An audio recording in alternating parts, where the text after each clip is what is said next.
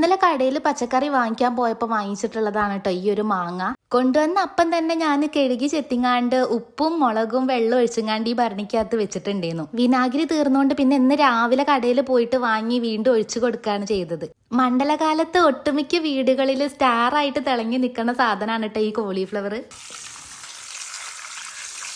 അതുകൊണ്ട് തന്നെ ഇനി അങ്ങോട്ട് പച്ചക്കറി കടയിലൊക്കെ ഏറ്റവും കൂടുതൽ ഡിമാൻഡ് ഉള്ളതും ഇതിന് തന്നെയാണ്.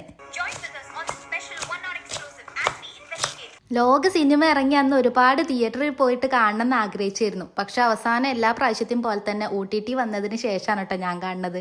സത്യം പറഞ്ഞാൽ കുറച്ചധിക ദിവസം ഞാൻ മടി പിടിച്ചിരുന്നിട്ട് വീഡിയോസ് ഒന്നും എടുത്തിട്ടുണ്ടായിരുന്നില്ല. ഒട്ടുമിക്ക കസ്റ്റമേഴ്സിന് സാധനം സ്റ്റിച്ച് ചെയ്ത് കൊടുത്തതെന്നല്ലാതെ അതിന്റെ ഫൈനൽ വീഡിയോസോ സ്റ്റിച്ച് ചെയ്യുന്ന സമയത്തുള്ള വീഡിയോസോ ഒന്നും തന്നെ എടുത്തിട്ടും ഉണ്ടായിരുന്നില്ല. 2 മെറ്റേണിറ്റി ഡ്രസ്സ് എന്തായാലും ഞാൻ സ്റ്റിച്ച് ചെയ്ത് കംപ്ലീറ്റ് ആക്കി വെച്ചിട്ടുണ്ട്. അതിന്റെ സ്റ്റിച്ചിങ് വീഡിയോ ഒന്നും എടുത്തിട്ടില്ലെങ്കിലും ഫൈനൽ വീഡിയോ എടുത്തിട്ട് ഞാൻ നാളെ നിങ്ങൾക്ക് എന്തായാലും കാണിച്ചു തരുന്നതാണ് കേട്ടോ.